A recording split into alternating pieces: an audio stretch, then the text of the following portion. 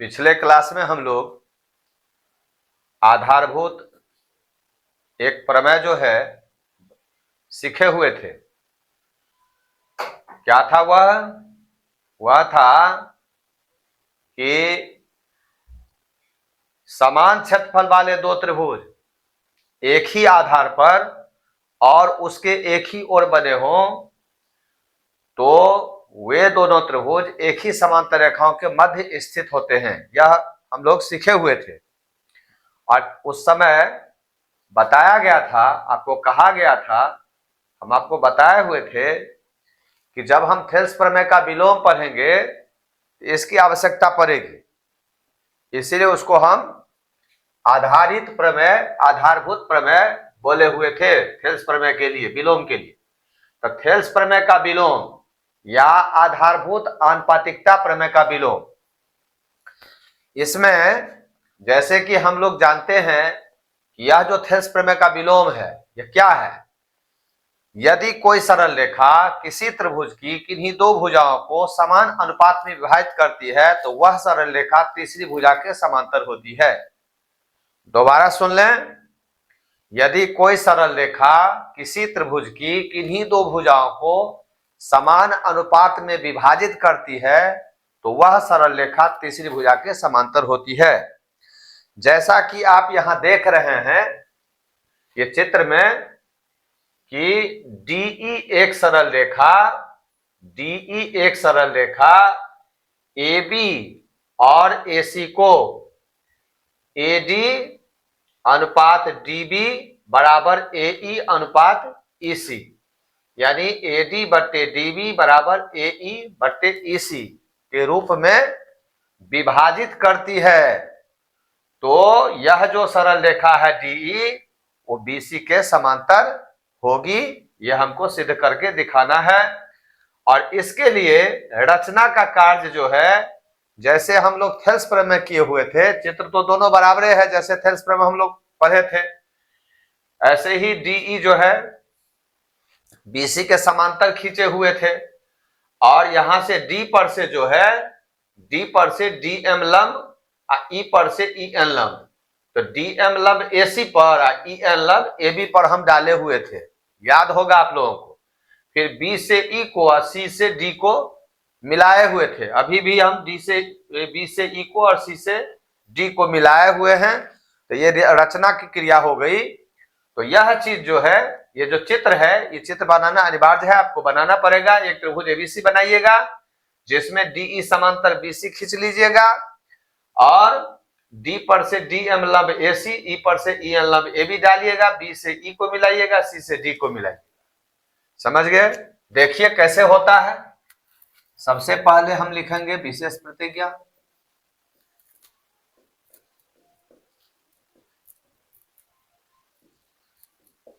माना कि एक सरल रेखा DE किसी त्रिभुज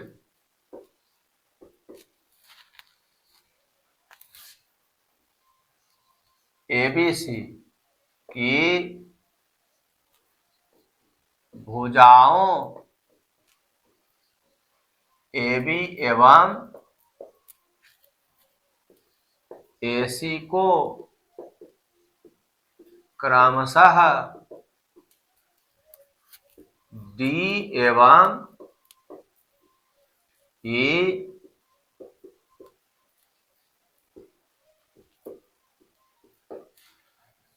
बिंदुओं पर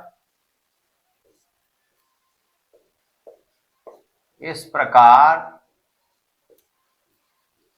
विभाजित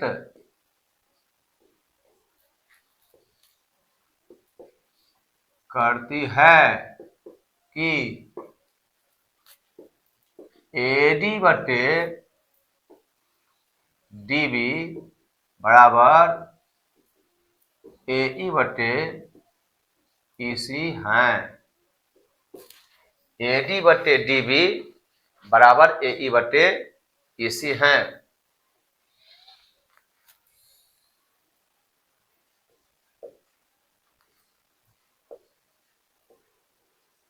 सिद्ध करना है DE समांतर BC, DE समांतर BC, ये सिद्ध करना है। माना कि एक सरल रेखा DE किसी त्रिभुज ABC की भुजाओं AB एवं AC को क्रमशः D एवं E बिंदुओं पर इस प्रकार विभाजित करती है, यानी प्रतिच्छेद करती है। विभाजित करती है मतलब प्रतिच्छेद करती है कि AD बट्टे DB बराबर AE बट्टे EC। क्या कहा गया था? यदि कोई सरल रेखा किसी त्रिभुज की किन्हीं दो भुजाओं को समान अनुपात विभाजित करती है तो AD DB का अनुपात AE EC के अनुपात के बराबर है, तो समान अनुपात विभाजित करती है, तो वह सरल रेखा यानी DE, ये जो ये DE है तो DE समांतर BC, DE समांतर BC होगा तो वह सरल रेखा तीसरी भुजा के समांतर होती है। तो यह जो DE है, ये जो DE रेखा है यह BC के समांतर है, यह हमको सिद्ध करके दिखाना है। रचना में आपको लिखना है D से DM लंब AC पर तथा E से EN लंब AB पर डाला और B से E को एवं C से D को मिला दिया। रचना कंप्लीट हुआ। D से DM लंब AC पर तथा E से EN लंब AB पर डाला, B से E को एवं C से D को मिला दिया।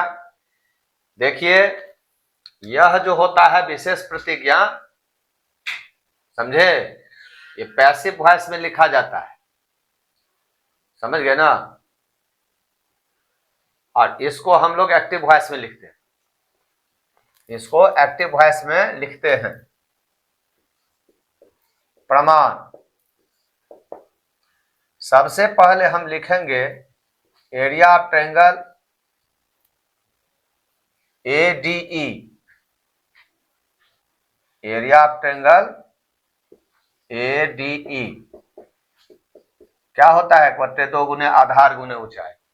तो ADE, तो AD आधार लेंगे तो इस पर ऊंचाई हो जाएगा EN, और अगर हम AE आधार लेंगे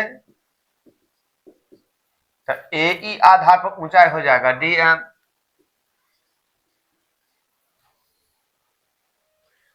AD आधार पर ऊंचाई EN और AE आधार पर DM, समझ गए, AE पर DM। फिर एरिया ऑफ ट्रायंगल BDE बराबर हो जाएगा 1/2, इसका आधार होगा DB, ऊंचाई हो जाएगा EN तथा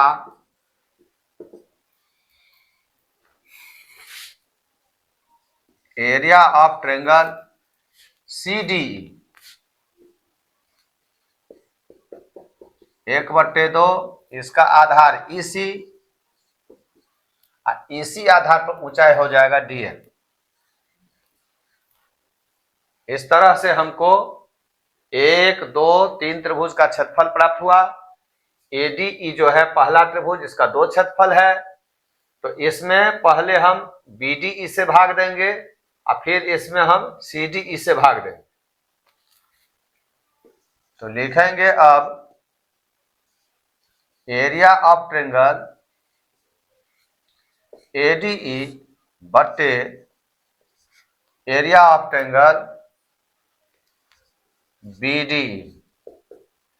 तो ADE हो गया 1/2 गुने AD गुने EN और AD गुने EN ई हो गया 1/2 गुने DB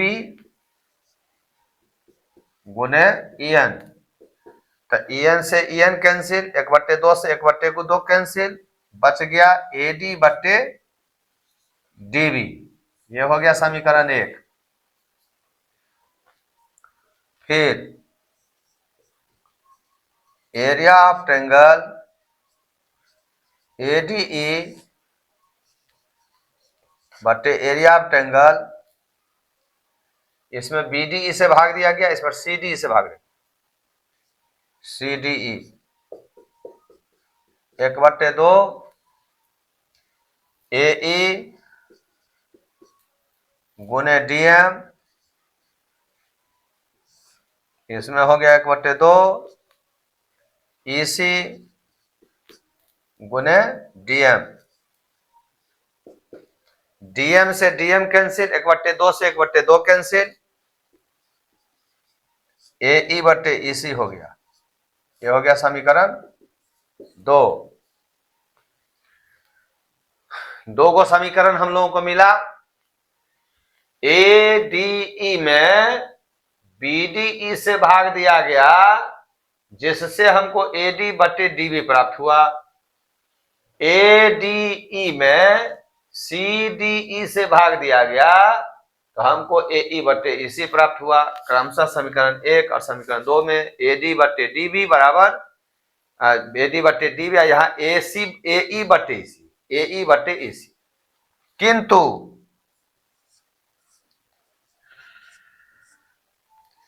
दिया है कि क्या दिया हुआ है? दिया हुआ है, यहां देखिए विशेष प्रतिज्ञा में दिया हुआ है AD बटे DB बराबर AE बटे EC। AD बटे DB बराबर AE बटे EC।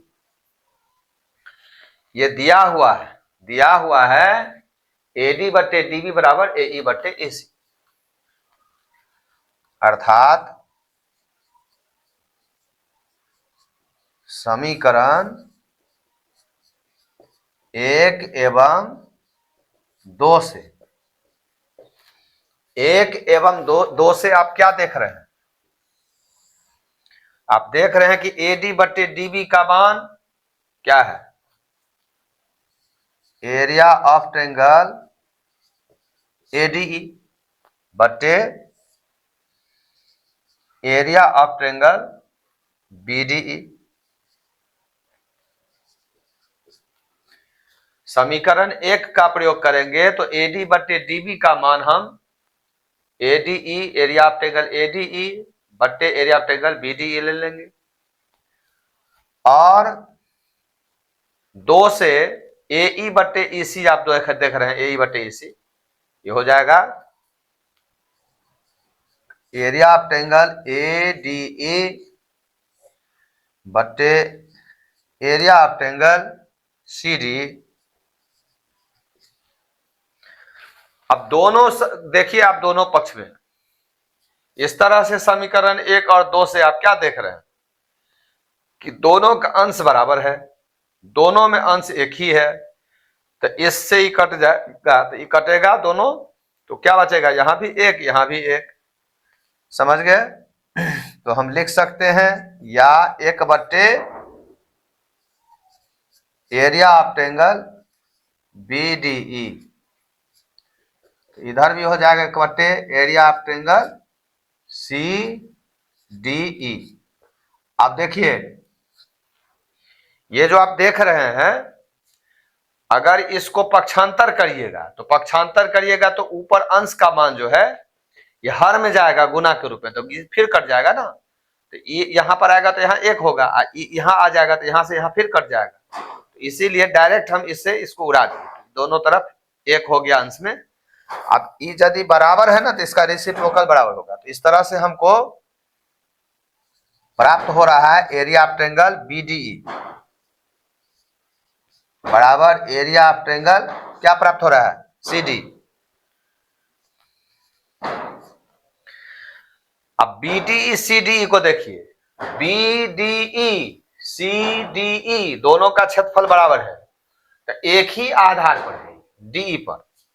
ये दोनों त्रिभुज BDE कहाँ है D पर, CDE कहाँ है D पर, दोनों एक ही आधार पर है और एक ही आधार पर है, इसके एक ही ओर है, एक ही आधार पर एक ही ओर है। तो हम पिछला क्लास में पढ़े थे हम लोग कि समान क्षेत्रफल वाले दो त्रिभुज हैं, दोनों का क्षेत्रफल बराबर है, तो समान क्षेत्रफल वाले दो त्रिभुज एक ही आधार पर और इसके एक ही ओर बने हो तो वे दोनों त्रिभुज एक ही समांतर रेखाओं के मध्य स्थित होते हैं। तो हम लिखेंगे चूंकि त्रिभुज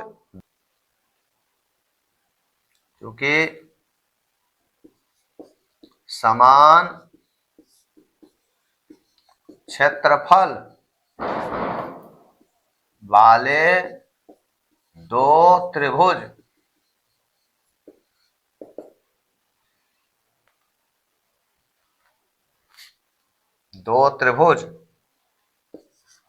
त्रिभुज BDE एवं त्रिभुज CDE एक ही आधार DE पर और एक ही आधार DE पर और इसके एक ही ओर स्थित हैं।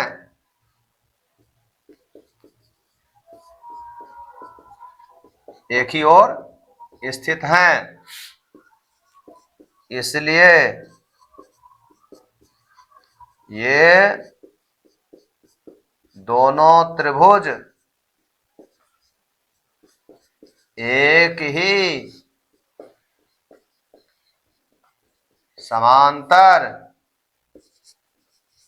रेखाओं DE एवं BC के मध्य स्थित हैं। अतः DE समांतर BC, DE समांतर, अतः DE समांतर BC प्रमाण। समान क्षेत्रफल वाले दो त्रिभुज BDE और CDE दो त्रिभुज है जिनके क्षेत्रफल बराबर सिद्ध हुआ है, दोनों का क्षेत्रफल बराबर सिद्ध हुआ है। तो चूंकि समान क्षेत्रफल वाले दो त्रिभुज BDE एवं CDE एक ही आधार DE पर, एक ही आधार DE पर और इसके एक ही ओर स्थित हैं, एक ही ओर बने हैं, इसलिए ये दोनों त्रिभुज एक ही समांतर रेखाओं DE एवं BC के मध्य स्थित हैं, DE एवं BC के मध्य स्थित हैं। अतः DE समांतर BC समान क्षेत्रफल वाले दो त्रिभुज एक ही आधार पर और इसके एक ही ओर स्थित होते हैं, एक ही ओर बने होते हैं, तो इसके आधार और शीर्षों को मिलाने वाली रेखाएं समांतर होती हैं। क्या होती हैं? समांतर होती हैं। तो BDE का शीर्ष है B, CDE का शीर्ष है C, तो BC समांतर DE अर्थात DE समांतर BC।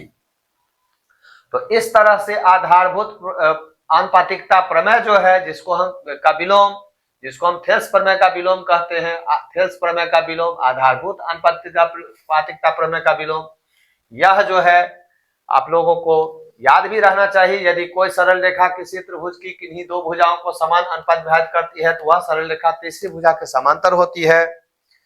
यदि कोई सरल रेखा किसी त्रिभुज की किन्हीं दो भुजाओं को समान अनुपात विभाजित करती है तो वह सरल रेखा तीसरी भुजा के समांतर होती है। एकदम बार बार पढ़कर याद करिए, इसको याद रखिए, इसको इस पर आधारित जो है बहुत सारा प्रश्न हम लोग बनाएंगे, थेल्स प्रमेय और थेल्स प्रमेय के विलोम पर आधारित बहुत सारे प्रश्नों को हल करना होगा आप लोगों को।